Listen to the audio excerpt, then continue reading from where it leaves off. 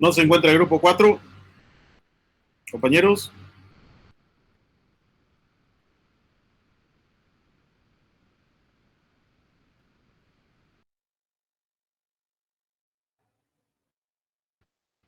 Víctor, ¿sos del grupo 4? Ah, ok. ¿Nadie del grupo 4? Bueno, voy a tener que exponerlo yo.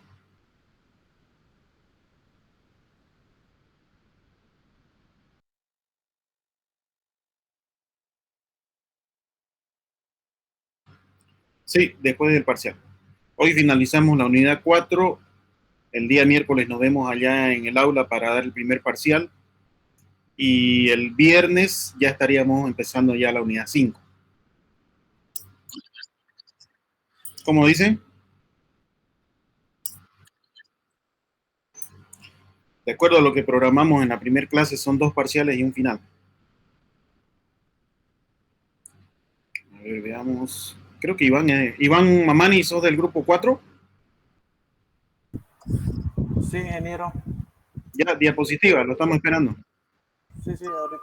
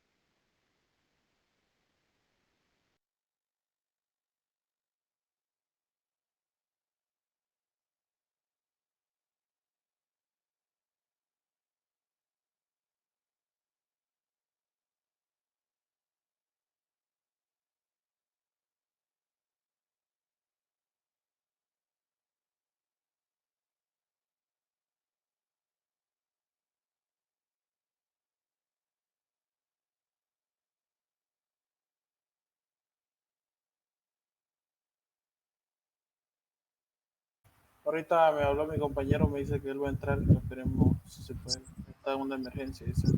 Está de camino a su casa. ¿Él va a exponer? Dele clic en ocultar. Sí, él le tocaba exponer. Bueno, no podemos, ya no tenemos mucho tiempo. Dele clic en ocultar.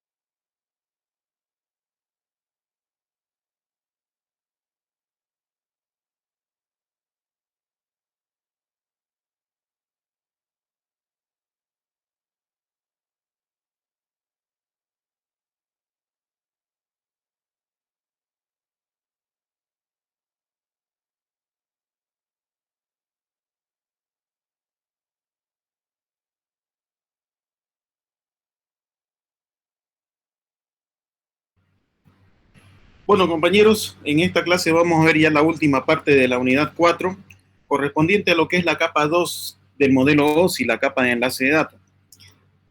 A manera de contextualizar, recordemos que ya hemos visto en esta unidad Bueno, las principales funciones que corresponden a la capa de enlace de datos, cuando hablamos de control de errores, el control de flujo, el direccionamiento, el entramado, direccionamiento MAC. Hemos analizado los controles de errores, control hacia adelante, control hacia atrás, y cómo se realizan estos controles de errores cuando hemos visto lo que es el código de Hamming. Y bueno, también hemos comentado sobre el código de redundancia cíclica. En esta unidad también, correspondiente a la capa 2 del modelo OSI, hemos visto algunos estándares que corresponden al funcionamiento o que norman el funcionamiento de lo que es la capa 2, como por ejemplo la 802.11 que corresponde a las redes Wi-Fi, y así hemos visto otros, ¿no? La IEEE 802.2, la 2.3, y bueno, lo comentamos así muy por encima, pero a manera de conocimiento general para que quien quiera pueda profundizar en estos conocimientos ya sabiendo de que se cuenta con esa información. Así también hemos analizado las dos subcapas que corresponden a esta capa, la subcapa de control de enlace lógico y la subcapa de control de acceso medio. Básicamente lo que hemos analizado cuando hemos visto estas dos subcapas, lo que hemos visto es, hemos ubicado en realidad las funciones que ya habíamos visto en términos generales correspondientes a la capa 2, las hemos ubicado y hemos dicho, bueno, estas funciones corresponden a esta subcapa y estas otras funciones que ya habíamos comentado corresponden a esta otra subcapa. De esa manera, entonces, que ya lo hemos visto de una manera más profunda, el funcionamiento de la capa 2, ubicando cada una de sus funcionalidades en sus respectivas subcapas.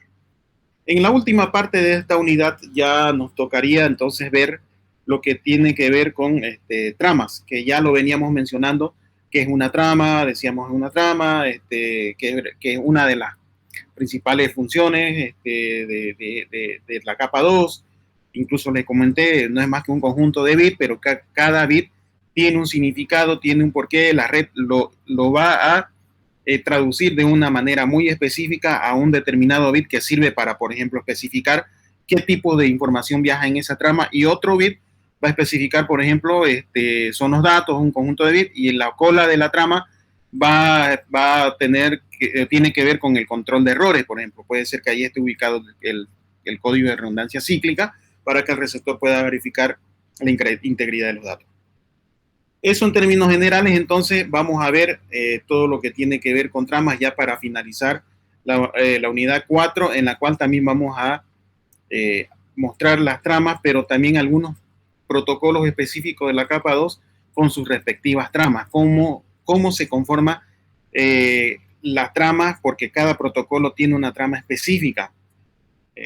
Si bien es cierto en términos generales, si lo ubicamos lo que es una trama, estaríamos hablando del encabezado del encabezado de los datos y de la parte de la cola en términos generales, pero ya hablando propiamente del protocolo que se vaya a utilizar, entonces tendríamos que especificar que los bits indican una cosa de acuerdo al protocolo o indican otra cosa de acuerdo a otro protocolo. Puede ser el protocolo Ethernet, el protocolo HDLC. Bueno, vamos a ver eso a continuación.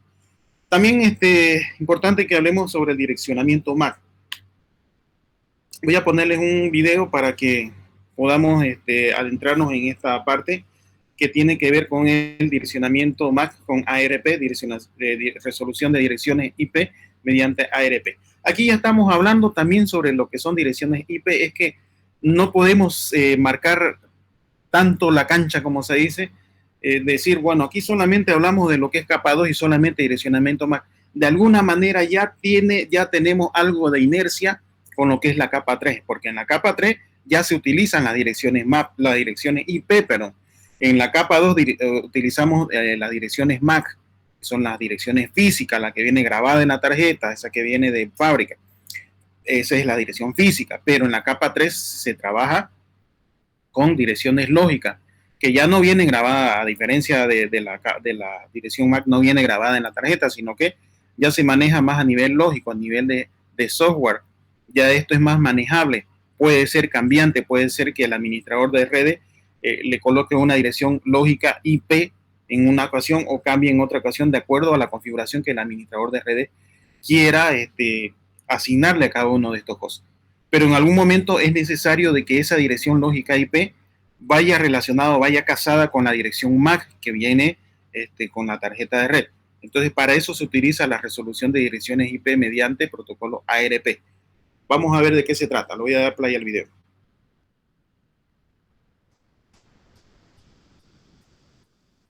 Resolución de direcciones IP mediante ARP.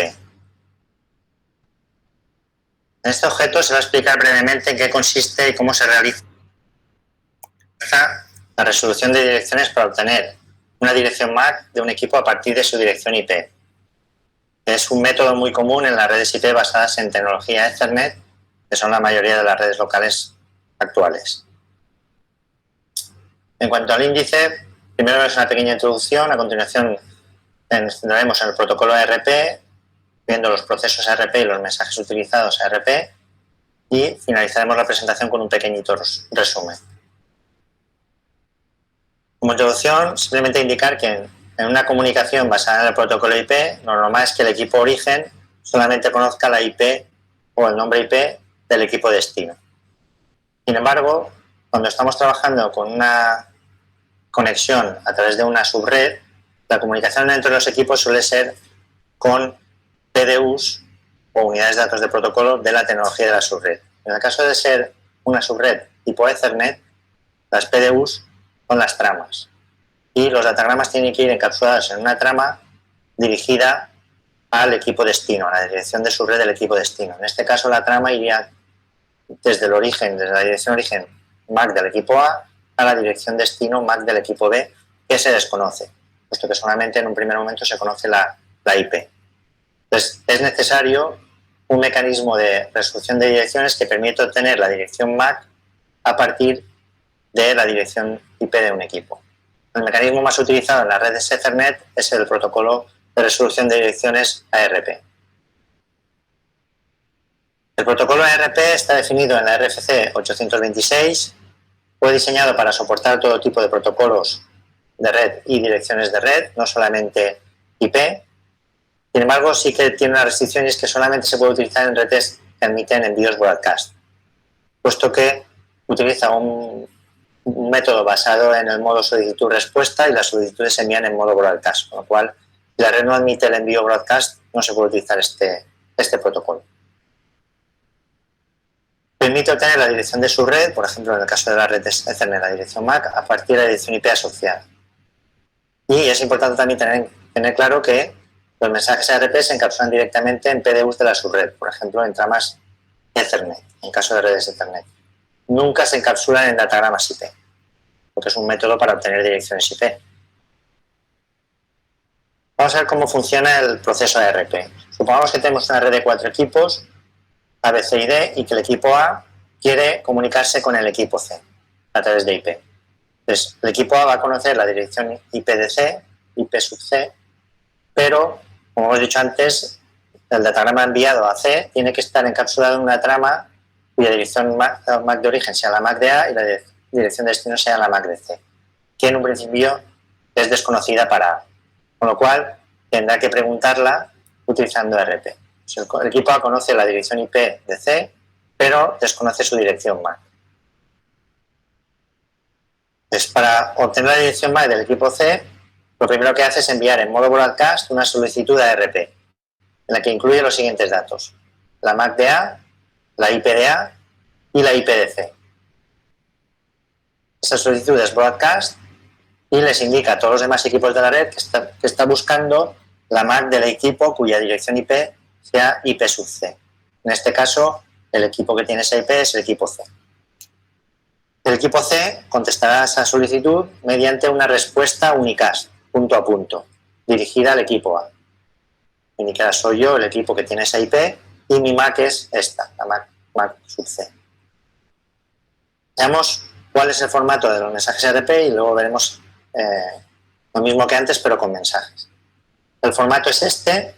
Tiene una pequeña cabecera, indica el tipo de hardware, el tipo de direcciones que van a ser las direcciones de su red, tipo de protocolo, para saber las direcciones de red cómo son, longitud de la dirección hardware, longitud de la dirección de red, en caso de que sean otros protocolos de direcciones variables, y la operación, si es una solicitud y una respuesta. A continuación están los 4 los 4 datos siguientes. Está la MAC del emisor, la MAC de destino, la IP del emisor y la dirección IP de destino. Obviamente, cuando se envía una solicitud, la MAC de destino no se sabe, con lo cual la MAC de destino irá a 0. Veamos cómo funciona.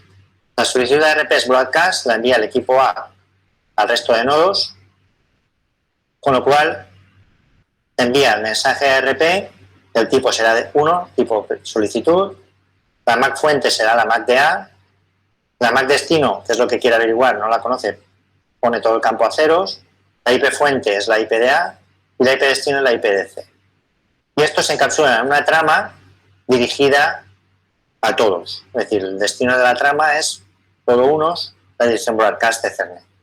Y el origen es la MAC de A, pues la solicitud la envía del equipo A. Todos los equipos van a recibir esta información, con lo cual lo que hacen es almacenar la MAC de A y la IP de A en una tabla ARP que disponen todos los equipos. Y el equipo cuya IP coincida con IPC, la IP destino, va a contestar con la respuesta.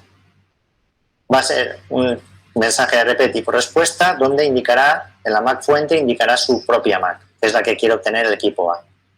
Y esto lo enviará en una trama dirigida desde el equipo C, MAC de C, a la MAC de A. Pero el equipo A va a coger la MAC de C de este campo. Una vez el equipo A ha obtenido la dirección MAC del equipo C, ya puede encapsular los datagramas que quiera enviar a C en una trama dirigida a la MAC de C, que antes desconocía, pero ahora a través de ARP ya ha obtenido. Con lo cual todos los datagramas ya tendrán dirección origen MAC de A y dirección destino MAC de C. Todos los equipos, como os he dicho antes, disponen de una tabla ARP con todas las correspondencias entre las direcciones IP y sus direcciones MAC, pero solamente de aquellos equipos o bien que han lanzado solicitudes broadcast a la red o aquellos equipos a los que el equipo en cuestión les ha preguntado con una solicitud.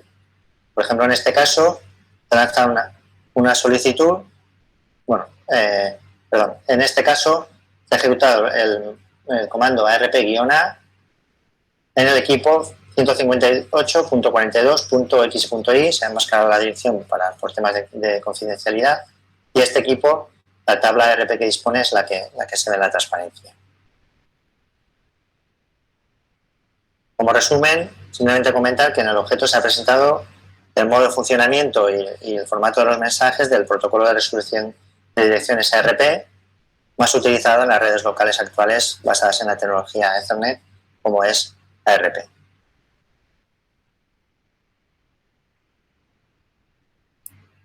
¿Alguna pregunta, compañeros?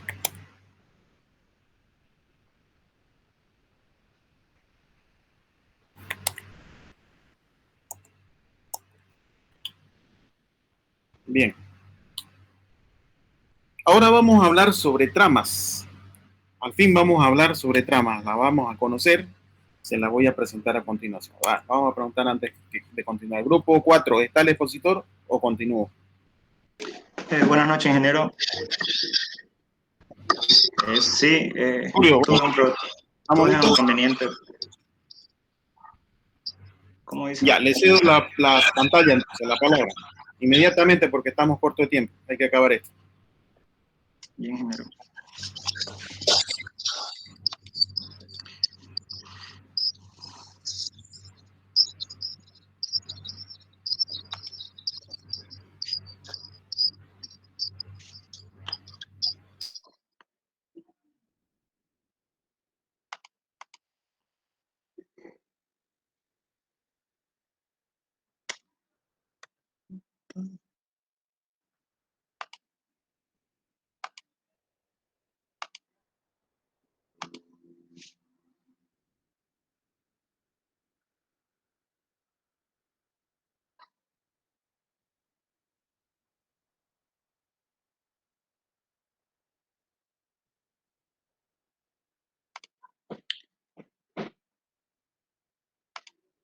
Bueno, continuando con la exposición, vamos a ver la parte de trama.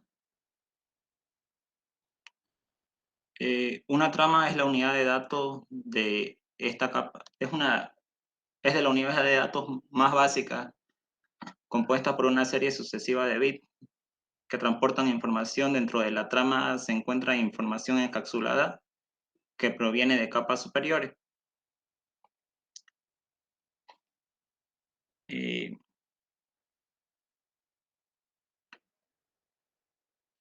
La trama de la capa de enlace de datos está conformada por datos, como se puede ver en la imagen.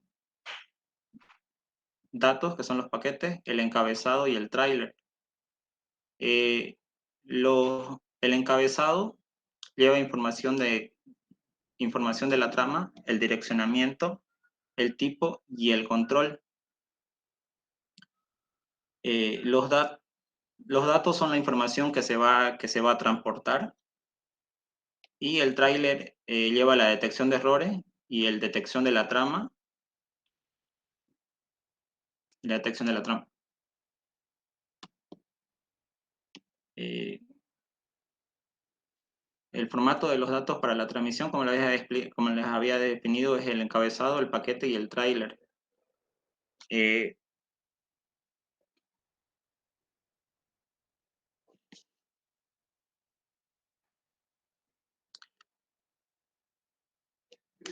formato de una trama. Dentro de los formatos se conoce que hay 3 tipos: la trama HDLC, la Ethernet y la IEEE. Cada uno tiene un tipo distinto de información. Como uno es trama de información, el otro es trama de supervisión y el otro es trama sin numerar.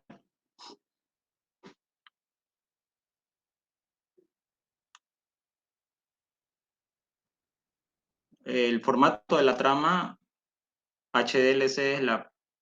Ingeniero, en esta parte me corrige, tengo una dudita que recién me surgió. El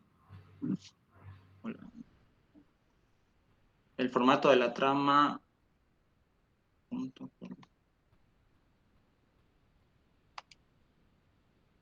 A ver, Julio, permítame la pantalla. Voy a mostrar un video para que veamos esta parte de la trama del protocolo HDLC. Vamos a ver.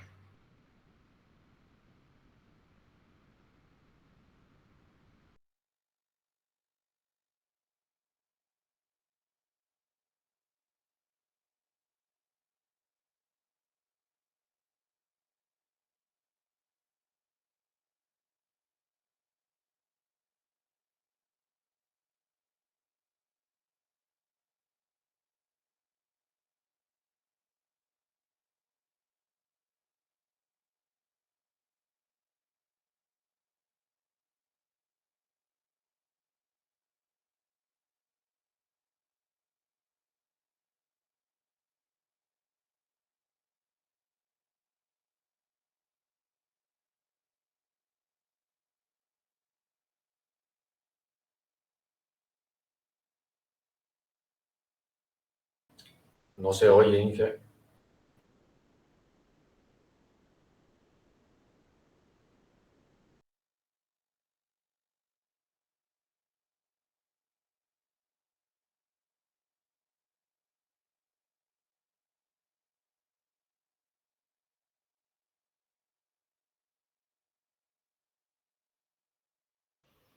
Ingeniero, ¿el video es sin sonido?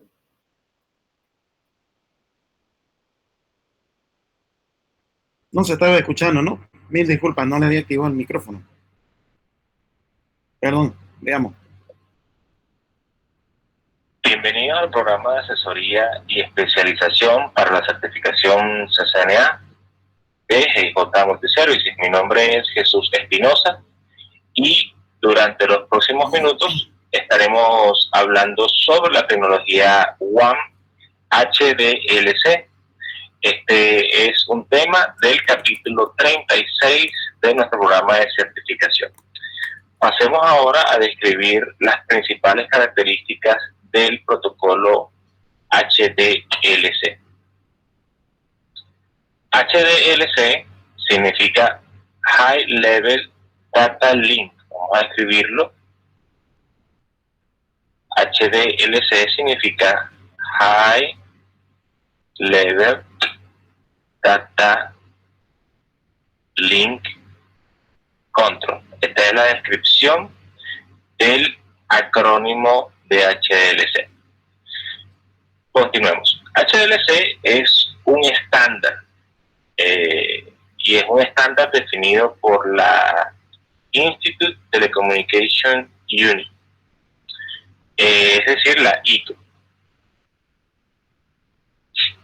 HDLC es una tecnología de capa 2, normalmente una tecnología de capa 2 en la WAN, la tecnología WAN, que soporta enlaces punto a punto y punto a multipunto.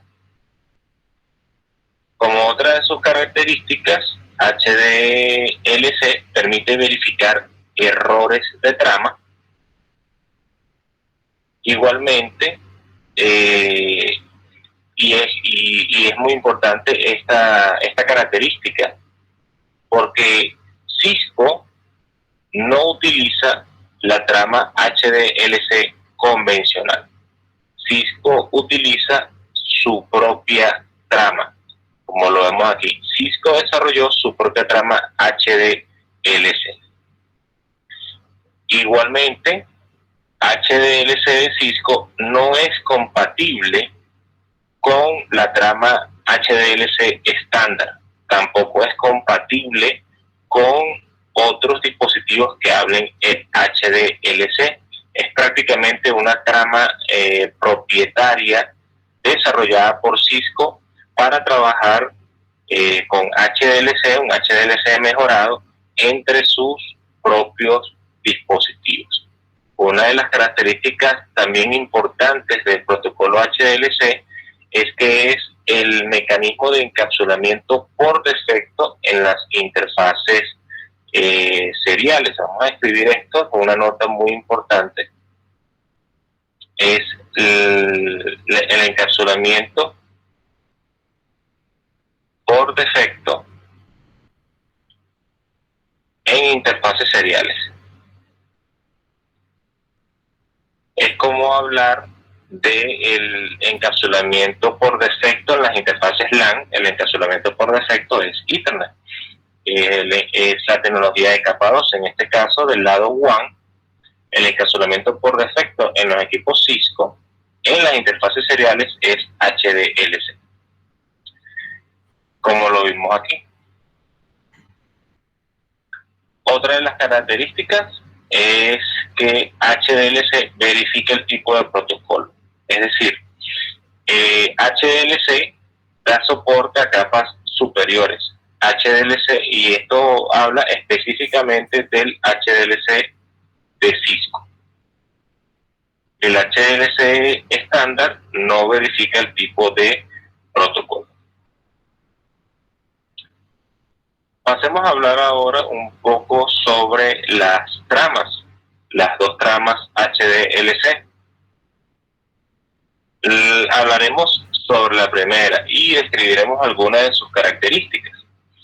Como vemos, la trama HDLC tiene una trama de verificación de errores, como lo es el campo FCC, el Frequency Checksum, que tiene la capacidad de verificar errores. Una de las características también de HDLC es que verifica, pero no corrige. Él deja la responsabilidad de la corrección de errores para las capas superiores. Tiene un campo de información variable y cuenta con un campo de control, así como un campo de dirección y un campo de flag. Cuando vemos la trama de HDLC de Cisco lo que hizo fue agregar un campo de 2 bytes, un campo llamado protocolo, un campo protocolo. Es este campo, el campo protocolo de 2 bytes, agregado en la trama de Cisco, el que da soporte a las capas superiores, es decir, a la capa 3 del modelo, OSI, o específicamente al protocolo IP. Si hablamos de hoy en día, considerando que IP versión 4 es el estándar de facto en todas las comunicaciones de Internet, Y ya para a partir de un año, 2 años para acá, estamos hablando fuertemente de IP versión 6. Pero debemos recordar que estos mecanismos de encapsulamiento fueron diseñados décadas atrás con la intención de dar soporte a una red en crecimiento con múltiples vendedores y desarrolladores de protocolos, entre ellos, por ejemplo, Nobel, quien tenía su propio protocolo de capa 3 como lo era el IPX. Era indispensable tener mecanismos de encapsulamiento a nivel WAN que dieran soporte a distintos protocolos a nivel de capa 3. Pasemos ahora en el próximo video a verificar la configuración e implementación del protocolo HDLC en Cisco, en una interfaz serial de Cisco.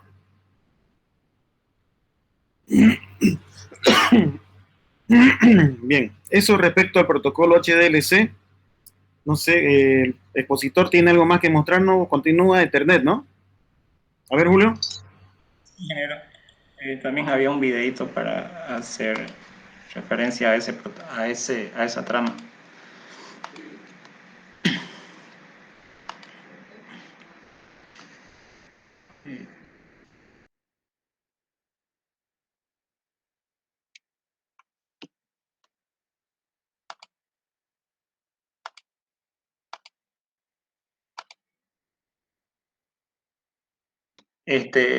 Vamos a hablar de las tramas Ethernet y la de la IEEE 802.3. La trama de Ethernet es de las más estándares y más populares para las redes LAN. Es una tecnología que se ha monopolizado en el mundo y los servicios de comunicación LAN. Y estos apoyan de la CSMA CD para el control de una transmisión de datos a una red. Les comparto el video para que lo entiendan mejor.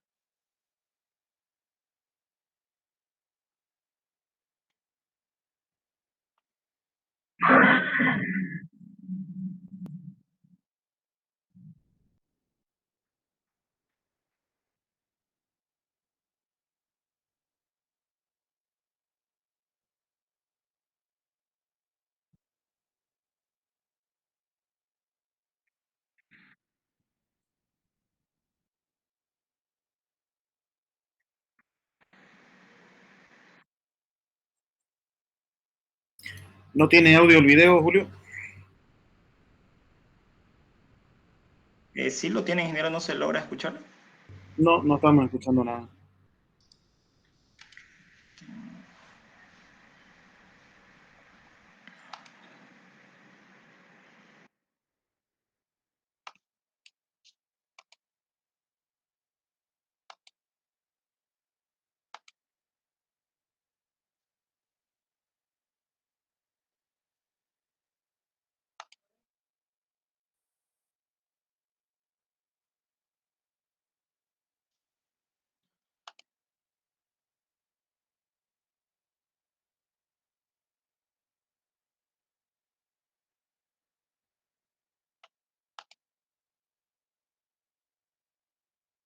Un momento, por favor.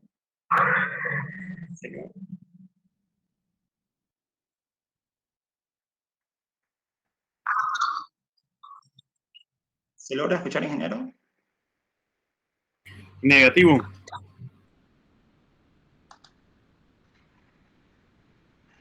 ¿Estás con auriculares, Julio? No, estoy sin auriculares.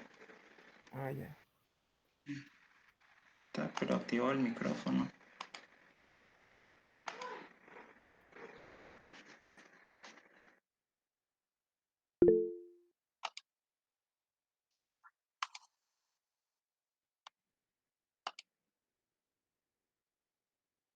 Sí, está el micrófono encendido, pero no me... Y está el volumen máximo.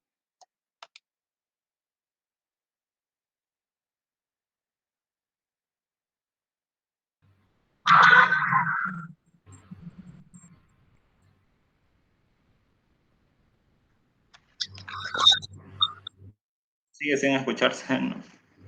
Ya, permíteme la pantalla, Julio, yo lo tengo el mismo video. Voy a poner. Por favor, ingeniero, no.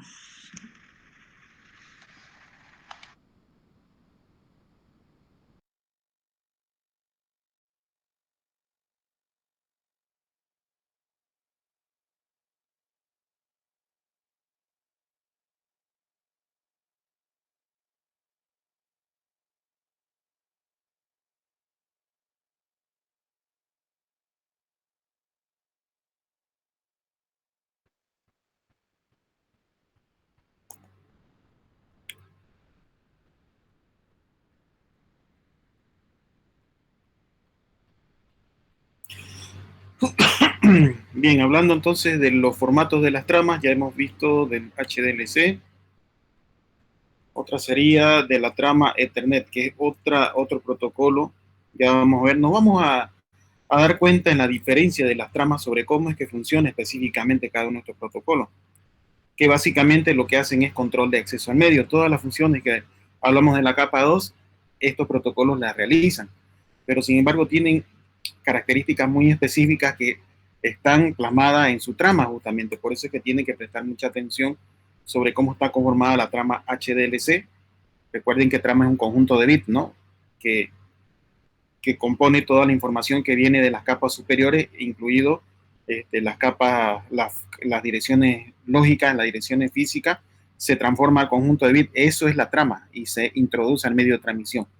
Entonces existen estándares como por ejemplo el HDLC, que ya lo hemos visto, y el otro que es el más utilizado es el de la trama Ethernet. Presten mucha atención, por favor. Voy a darle play. Hola, en este vídeo vamos a ver cuál es la estructura de la trama de Ethernet. Los campos que tienen la trama son los que veis en la imagen.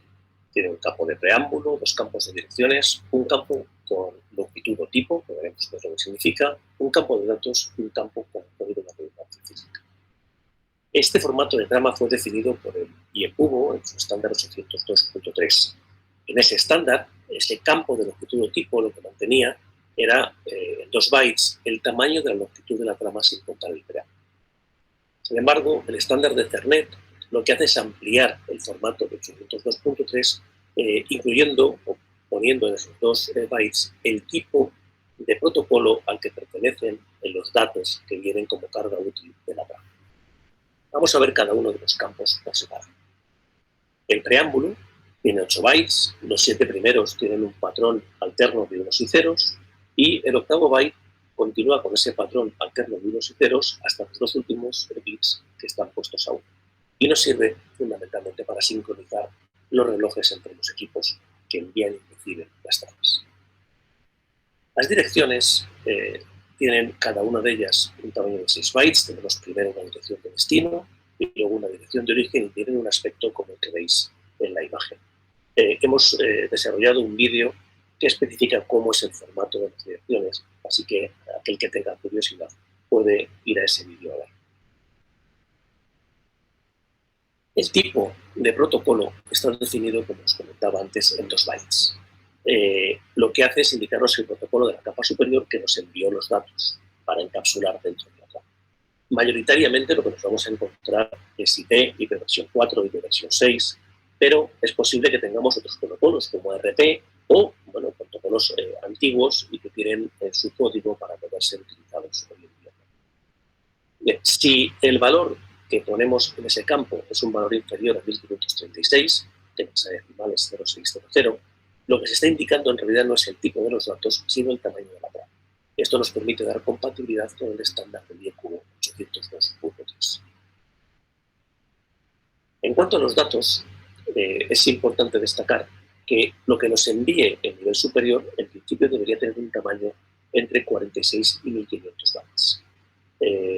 El asunto es que con 46 bytes en este campo, el tamaño total de la trama, sin contar el preámbulo, son 64 bytes, y esos 64 bytes nos garantizan que la trama puede ser detectada si hay una colisión en cualquier red Ethernet. Esto lo que significa es que si hay 2 máquinas transmitiendo a la vez, nosotros estaremos transmitiendo al mismo tiempo que recibimos desde otra máquina, y eso ocurrirá siempre que las tramas sean de al menos 64 bytes. En realidad se mantiene por compatibilidad, porque con los switches que utilizamos hoy en día y con el cableado estructurado realmente no usamos conexiones. Pero por compatibilidad con los sistemas anteriores es necesario. ¿Qué ocurre si queremos enviar menos de 46 bytes? Bueno, lo que ocurre es que junto a ese campo de datos de menos de 46 bytes, lo que enviamos es un campo de padding, un campo con basura, que nos hace que entre los datos y el padding enviemos 46 bytes.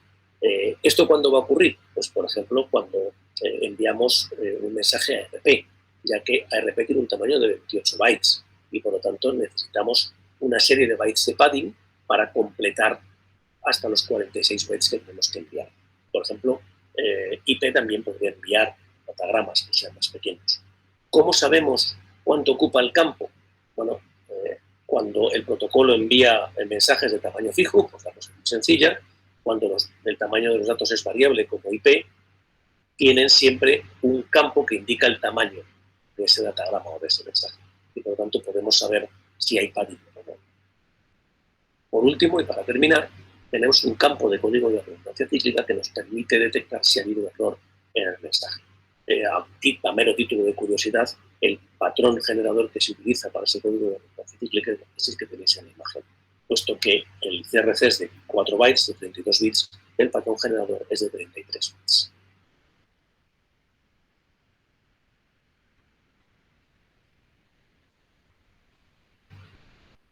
Bien, ahora veamos cómo funciona la estructura de la trama en redes inalámbricas, en redes Wi-Fi. Veamos. Hola, en este vídeo vamos a ver cómo es la estructura de la trama Wi-Fi. El estándar 802.11 nos define qué campos tiene la trama. Empezando por el primero, el control de trama, nos encontramos con que tiene 2 bytes.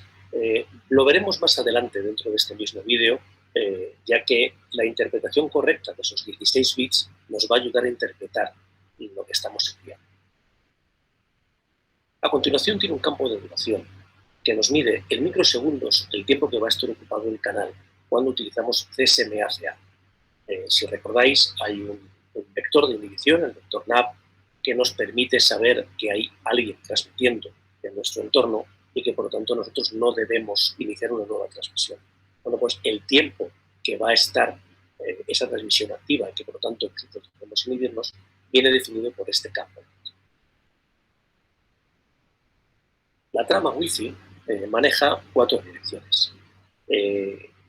Tenemos un vídeo específico para explicar cómo es el funcionamiento de estas 4 direcciones. Así que os emplazamos a ver ese vídeo para entender cómo funcionan las direcciones dentro de esta trama. Por su parte, el campo control de secuencia tiene 16 bits que se dividen, por un lado, en 4 bits para enumerar los fragmentos. Recordad que en CSMA-CA es posible fragmentar las tramas precisamente para evitar que una trama muy larga, en caso de un error, haya que volver a retransmitirla. Y además mantiene otros 12 bits para enumerar las tramas y poder identificarlas. Pensad que si solamente tuviéramos los números de fragmento, no sabríamos a qué trama se corresponde cada uno de esos fragmentos. Es imprescindible identificar cada una de las tramas y si se fragmenta, qué fragmento es el que estamos manejando. El campo de datos, en este caso, es mayor que el campo de datos en Ethernet. Si recordamos, en Ethernet podríamos tener hasta 1500 bytes. Aquí podemos tener hasta 2312. En realidad son 2304, ya que hay 8 bytes que se reservan para definir calidad de servicio y algunas otras cosas. Pero bueno, nos podemos quedar con que ese campo de datos varía, oscila entre 0 y 2312 bytes. Y por último, tenemos un código de redundancia cíclica de 4 bytes, de 32 bits, que utiliza el patrón generador que veis en la imagen. Vamos a ver ahora sí cómo es el campo de control de trama. Este primer campo que teníamos al principio y cuya duración eran 2 bytes. En la imagen veis ya cuántos bits tiene cada uno de los elementos que forman ese campo de control de trama. Vamos a verlos con detalle. El primer campo 2 bits, se dedica, o se debería dedicar, mejor dicho, a guardar ahí la versión del protocolo. En realidad, es un campo que en la actualidad siempre toma valor 0, no se utiliza. Los 2 siguientes campos nos definen el tipo de trama que estamos enviando, si es una trama de gestión, de control o de datos, y dentro de estas, cuál es el subtipo de esa trama. Por ejemplo, si estamos enviando una trama de control, pues si es un request to send, un clear to send, o si es una APK. Los 2 bits siguientes nos permiten saber si la trama está yendo de un equipo inalámbrico hacia un punto de acceso o desde un punto de acceso hacia un equipo inalámbrico. Lo podemos ver en estos dibujos. Cuando estamos enviando algo desde un equipo inalámbrico hacia un punto de acceso, el primer bit estará a 1 y el segundo a 0. Cuando la trama se envía desde el punto de acceso hasta el equipo inalámbrico, el primer bit estará a 0 y el segundo bit estará a 1. Y cuando nos comunicamos entre 2 puntos de acceso, entonces ambos bits están puestos a 1. Todo esto lo veremos con detalle en un vídeo dedicado expresamente a analizar los mecanismos de direccionamiento del uso de las direcciones dentro de Wi-Fi. El siguiente bit nos define si nos quedan más fragmentos dentro de nuestra ráfaga de fragmentos. Recuerden que cuando fragmentamos, en principio no decimos cuántos fragmentos vamos a tener. Cada uno de los fragmentos va indicando si quedan más fragmentos. Cuando este bit se pone a 0, es que es el último fragmento. El bit de reintento lo que nos indica es que se trata de una retransmisión. Es algo que ya hemos enviado, de lo que no hemos recibido una CK y por lo tanto lo retransmitimos. Existe también un bit para hibernar o sacar de la hibernación un terminal. Se utiliza dentro de las tramas de control porque este estándar nos permite apagar o encender terminales de manera libre. Existe también un bit para indicar que el emisor tiene más tramas de transmitir al receptor. Esto, cuando sea necesario transmitir muchas tramas una detrás de otra, podemos marcar este bit para que el receptor sepa que van a seguir viniendo más datos. Cuando se definió el estándar Wi-Fi, se vio que era importante tener seguridad dentro del protocolo. Para ello se definió el estándar web, es un mecanismo de cifrado, que en realidad hoy pues tiene poca utilidad, ya que es relativamente fácil romper el cifrado web. Existirán otros mecanismos para poder cifrar los datos y bueno, pues, dejar nuestra información a salvo dentro de la unidad.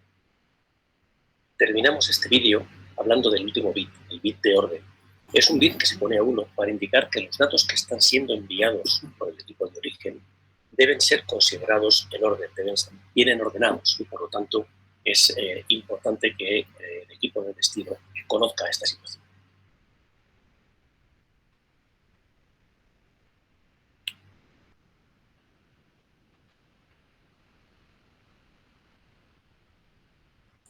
Bien, compañero, ¿alguna pregunta hasta aquí?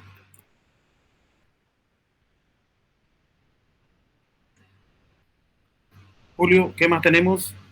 Eso era todo, ingenieros. Y solo había una comparativa de esto, de lo que es la diferencia entre Ethernet y la IEEE 802.3.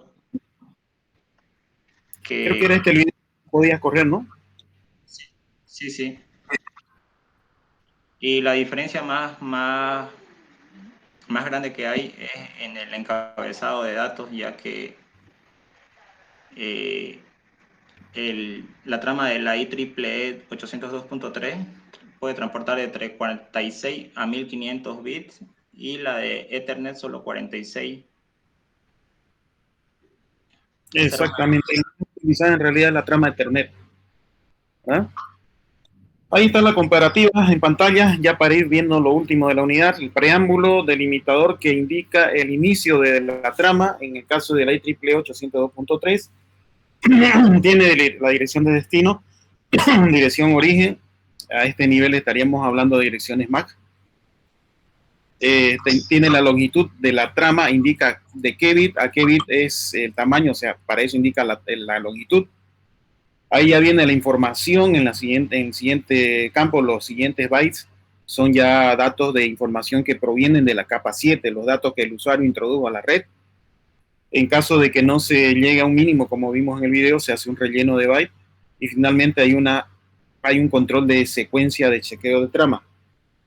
Si, por ejemplo, tenemos una información que está compuesta de 10 tramas, entonces se hace un control de flujo para determinar de que las 10 tramas que corresponden a esa información llegó. Así sería. Ahora, en caso del formato de la trama de Ethernet, también cuenta con un preámbulo, tiene la dirección de origen y destino MAC, el tipo de trama. En este caso, del tipo de trama indica el tipo de el tipo de trama el tipo de trama indica qué tipo de información está viajando.